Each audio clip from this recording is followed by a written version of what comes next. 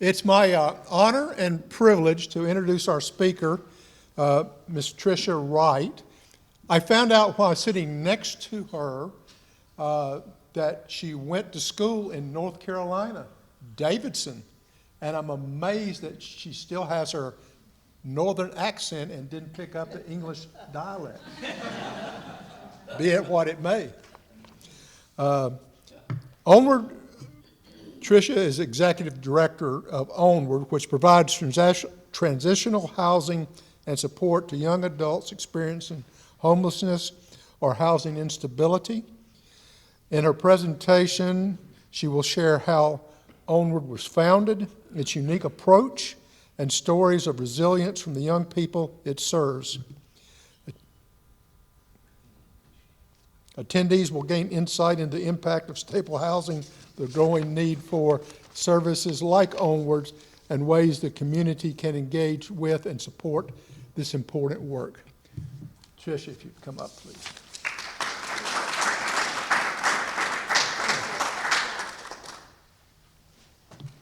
Hi, everyone. Thanks so much for having me today. It's great to be here and hear all the great things happening in your lives as well. I have a 4- and 7-year-old, so if you need help with a car seat installation, I'm your gal. And I live nearby in Edina, but I'm sending my oldest daughter to Oak Grove Elementary School in Bloomington, so I'm kind of going to be a Bloomington parent pretty soon here. So glad to be here. I am here representing Onward, and we are a nonprofit organization that serves young adults experiencing homelessness. We got involved in this work a few years ago. In the community of Eden Prairie, there was a group that formed that identified that there weren't a lot of places for young adults experiencing housing instability and homelessness. People were spending time staying with friends on their couches, living in cars. One church noticed that a young person was spending the night in their building, and a group formed to kind of say, how can we address this issue in Eden Prairie and in the southwest suburbs? Included in that group were people from churches, from Rotary clubs and civic groups, and from the city. So this group got started and established a nonprofit in 2017. The next year, the group acquired a house, an Onward house, located in Eden Prairie, and opened the doors of that house to serve young adults experiencing homelessness and housing instability. Over the next few years, we've grown. 2022, we created a 4-year strategic plan. I started as executive director, the first executive director the organization's had in April of 2022, and then we worked, had a new program manager start that year as well. In 2023, our board approved a plan to grow our program from just one house to include a second house and expand the services that we offer to young adults once they leave our shared home. And then over that time, we've served 21 young people. We've welcomed our 21st young person to Onward House this spring. So what is it that we do? Well, we offer 2 years of living together in a shared residential house. It's just a regular house in a regular neighborhood in Eden Prairie, 4 bedrooms. And after the young person lives in that house, they can live there for a couple of years. They receive aftercare services to help them adapt to living on their own in their own apartments. We serve 18 to 24-year-olds. We serve young women and non-binary young adults who are experiencing homelessness and housing instability.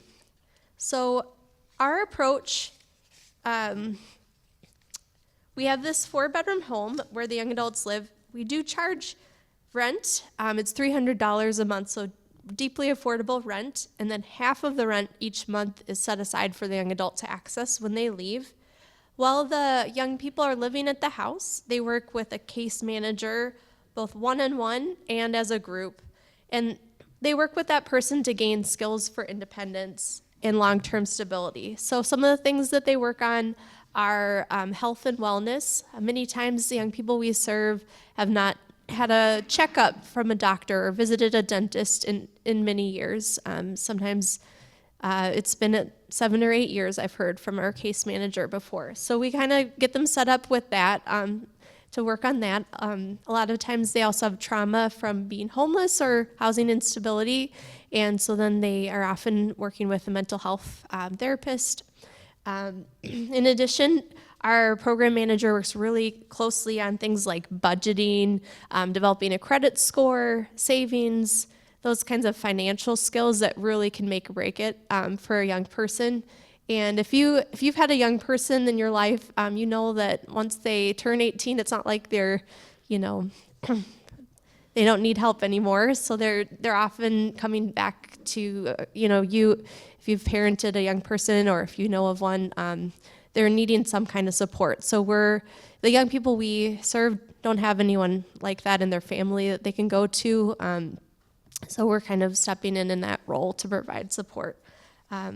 Young people we're working with often are pursuing goals to finish education, whether it's high school, getting their GED, or college. We've had people pursuing all of those in that age group. And another thing that's really unique about us is just that we have a really engaged group of community volunteers. I brought 2 of them with me today. We've got Judy Kammer right here and Jim Nelson. Both of them have served on our board in the past and volunteer on our committees. Thanks for being here, guys, with me.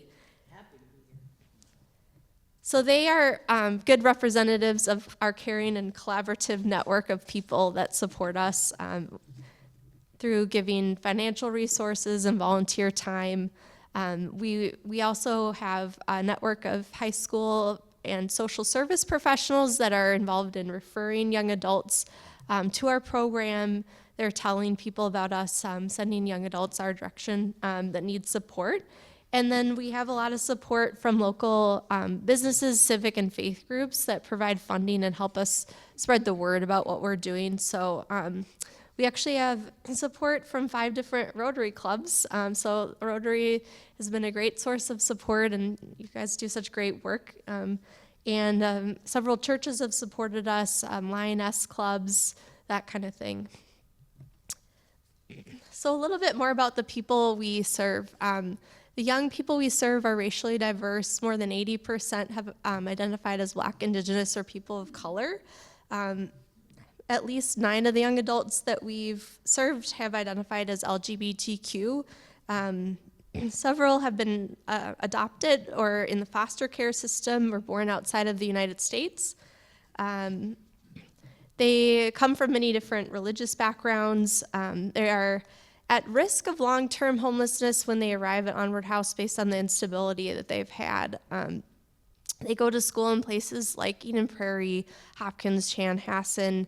They've stayed in places like Eden Prairie, Hopkins, Shakopee, Excelsior, Minneapolis. I say stayed because that's often the term that we use when someone is unstable and they don't have a place where they're living consistently, so they're staying in lots of different places in programs or with family, extended family, friends, whatever they can find. And then young people we've served have experienced, like I said, trauma, things like domestic violence, abuse, mental illness, like the loss of a parent or not being accepted because of their sexual orientation. So we have had some really great successes over the last 6.5 years. Young people who have earned their high school diploma while living at Onward or have passed their GED exam. We've had young people actually finish an associate's degree. I saw you're from Normandale, so we've had Normandale students living at our house in the past and graduate. We've had young people complete apprenticeships, including one person recently completed a professional apprenticeship and was able to get a job at a large Fortune 500 company with a great salary and benefits, all while living at the house. People have purchased cars, found work that they've loved, they've left toxic work environments, they've advocated for themselves at work, they moved into their own apartments, they've left bad relationships, they've developed great relationships with peers and others. I had one young person that went through our program tell me that the 2 others that lived in the program at the same time would be bridesmaids in her wedding, things like that. They develop these like lasting connections that really make a difference because the people they meet through the program can relate to their circumstances and help lift each other and support each other and motivate each other. So it's a really nice thing to see. The young people focus on establishing savings, building their credit, caring for their physical and mental health, and things like learning to cook. We've had young people that haven't known that you wash dishes with hot water, things like that. There's a lot of lessons that they're learning while living at Onward that help them to be successful in the future. So among those who have lived at our house for 6 months or longer and successfully completed the program, we're really proud to say that all have exited into independent housing and are living independently. So, and I wanted to share some specific successes. So I'll tell you a little bit about Asha, Lydia, and Jade. So Asha is one young person who lived at Onward House from age 18 to 20. At age 18, her parents kicked her out of their home and said, "You can't live here anymore." She came to us because she heard about us from a counselor at school and moved in shortly, like days after her 18th birthday in January of 2023. While living at Onward House, she was able to complete high school and was on the A honor roll in most of her classes, most of the year. She, with her high school diploma, was able to get a job working at a child care center. She had been working at a nutrition services at a senior living facility, and so she was able to go into child care center in a full-time job with her diploma. And she just loves that. She wants to work with kids long-term, is thinking about pursuing an elementary education degree, and so that's been a great fit for her. Now she's pursuing her child development associate credential, and in January this year, she moved into her own apartment. So we're really excited about Asha's success. And another person I wanted to share is Lydia. Lydia was estranged from her parents when she was a teen. A mentor told her about Onward, and we had a spot available, so she moved in when she was 22. Living at Onward and paying the $300 in rent allowed her to reduce her work from full-time to 24 hours a week, and that allowed her time to pursue her dream, which had been to become a nurse. And she felt like she wanted to be a nurse her whole life, but it always seemed out of reach because she was always worried about kind of the day-to-day necessities. Where am I going to sleep? How am I going to afford toilet paper? Things like that. And having the stability and safety of a home that she could afford made a big difference in her. In her future, she was able to finish her degree in nursing, pass her boards, and now is living independently and working as a nurse. And this last example I'll share is of Jade. Jade's mom died when she was younger, and she was in and out of a lot of different programs throughout her childhood. She came to us about 2 years ago, and she started to really see a future for herself while she was living here that didn't include homelessness. And one of the ways that became obvious to us was she had this car that she owned when she moved in, and it was like a big clunky old car, and our program manager was working with her and kept noticing she kept putting more and more money into this car, even though it wasn't worth that much money. And through a number of conversations, we discovered that she was thinking that the car was her backup place to live, because growing up, the car had always been like the fallback. And we were able to talk to her about, this is not your future. You're here, you're able to save create a financial safety net for yourself. You're gaining the skills that you need to be independent and to not have to rely on your car as a place to live. And we talked to her about that, and she did end up getting rid of that car and purchasing a new car that was purposed to get her to work, not to live in. So smaller car, and it worked out. And kind of a cool thing about the story is actually she has been able to teach two of our other residents to drive who have their permits while she's been living there. So I met with her recently as she's preparing to move out this weekend, actually. And so she's got her own apartment that we helped her find. It's an affordable unit in a really nice building, and she's been able to save a lot and get ready to move out. So we're really proud of her too. So some of the things that we've had challenges around, one of them is just there's a great need for what we're doing. We're seeing that, but we have capacity. We're limited to the current one house model. If you look at the data globally, in the United States, this is from University of Chicago, so 1 in 10, it says at least 1 in 10 young adults between the ages of 18 and 24 experience homelessness. So it's a very high number. The number of students identifying as homelessness in Eden Prairie doubled between 23 and 24, and we've heard similar things from other districts. We're limited to serving 4 people at a time in our housing program house. In 2024, last year, we had 74 young people referred to our program for just 3 spots. So we have a goal of growing our capacity to be able to meet more of the need and deliver a more robust program to serve more people more efficiently. And the next step is to acquire a second residential home, kind of modeled after our current program.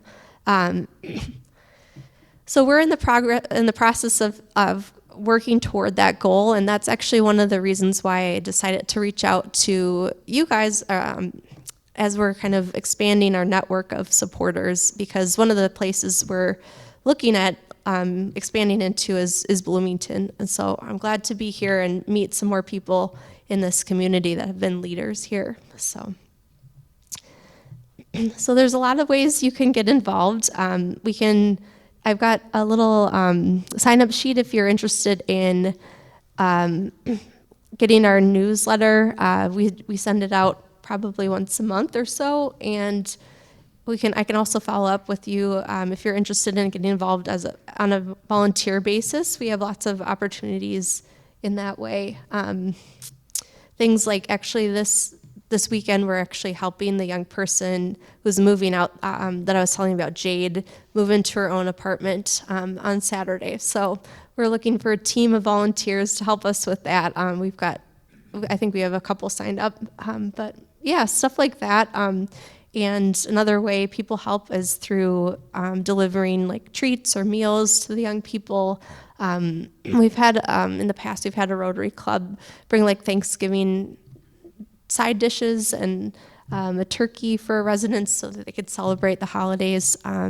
We offer cooking lessons, so sometimes volunteers will help us by going out and purchasing the groceries needed for cooking lessons. And then, of course, we've got our volunteer board and committees that do a lot of our work. Did you want to just share anything more?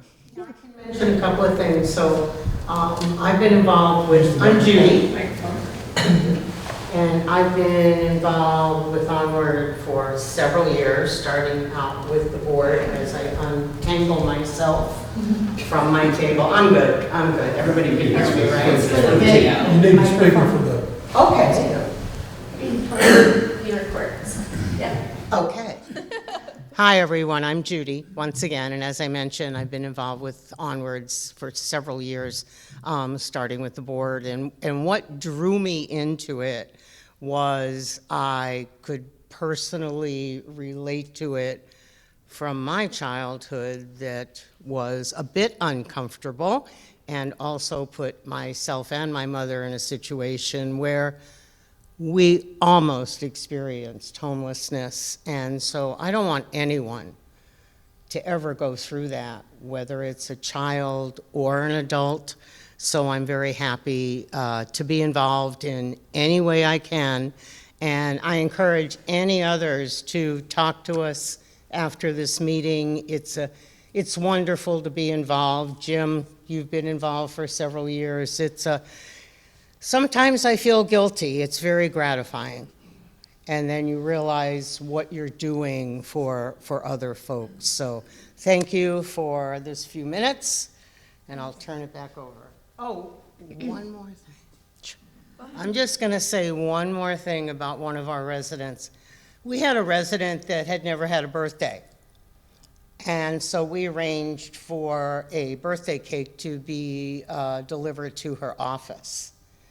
And no, I think it was flowers that were delivered to her office, and then she came home to Onward House that day to a birthday cake and had never experienced anything like that. So if we just take a moment and think about us and our kids, and how fortunate we are to have what we do have. And thanks again. Thanks, Judy. Our website's listed up here. There's a lot of great information on there. If you have if you want to learn more, we have a blog where we share some more stories about young people, and we have a volunteer page and etc. So at this point, I'm happy to answer any questions that you might have. Yeah, Don. When you're referring these clients or the residents to jobs, where do they get their references? From the board, from other people? Where do they get those? Yeah, I think it's similar to any other job, is like from their past employers. We do provide references for the apartment search. So, because they've lived at our house, and so we can give them a rental referral that said that they were great renters. So that's partially why I think we have it set up the way we do with where we charge rent and have them sign leases. But yeah. I think you mentioned having 74 applicants for 3 positions. Yes. How do you make that kind of determination? What factors in your mind go into choosing someone? Yeah, so we have some basic criteria that they have to meet. Right now, we're not limited by our mission to serve young women or non-binary young adults, but because we just have the one facility, that's what we've been able to do. So there's that, and then age range. We are looking for people who have really are going to take advantage of the opportunity and all it offers. So we are looking for someone who's kind of motivated and has that drive. And one of the things we do as part of our process is we have the other people in the house actually do the final step in the interview, and then they help us decide whether someone's a good fit or not. So that tends to help. But yeah, it's tricky. I mean, sometimes it's hard to know how someone's going to adjust or, fit into the environment. Yeah. Where do your caseworkers come from? Are they like county caseworkers, or maybe you talk about that? Yeah, so it's a great question, and we've had several iterations of having staff. So in our current model, which we've had for the last 3 years, we have one contracted program manager who provides case management. So she's been, working directly with each of the young people in our house, and that's we found to be the best because it's a long-term relationship versus having like a group of staff of case managers coming in and out. But we've also partnered with other nonprofits that do this work. In our earliest stage, we had Oasis for Youth actually staffed our house, and then Oasis moved more toward, they kind of broke up with us, not in a bad way, but like just they needed to focus on other strategic priorities. So then we had someone else, 180 Degrees, the other nonprofit provided services, and then finally we just decided let's try contracting ourselves with an individual. So that's what we've been doing for the last. Person, an employee or an independent contractor? She's a contractor.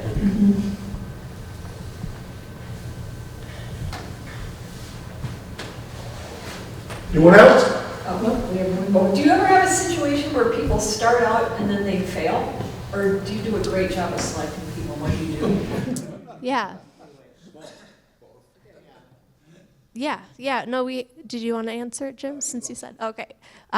We have had people come in and not be a good fit for the program, and so we've had to, ask them to move on. And yeah, we do a good job at selecting people too. So it's been rare, but it has happened. Mm-hmm. Yeah, so the individuals have to pay rent. That 150 is going towards, I'm assuming, like some sort of a savings account for them to be able to leave.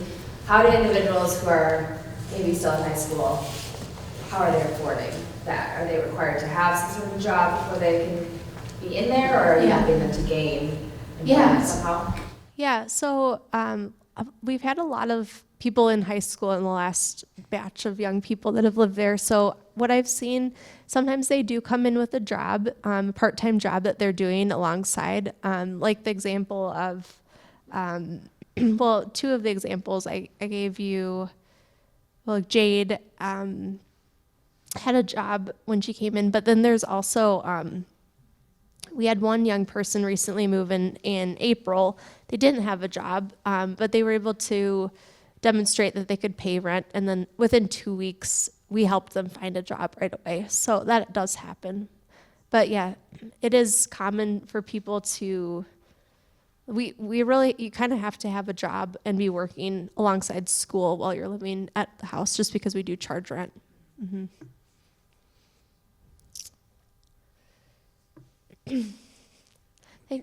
Thank you. Yeah. Thank you. Appreciate it.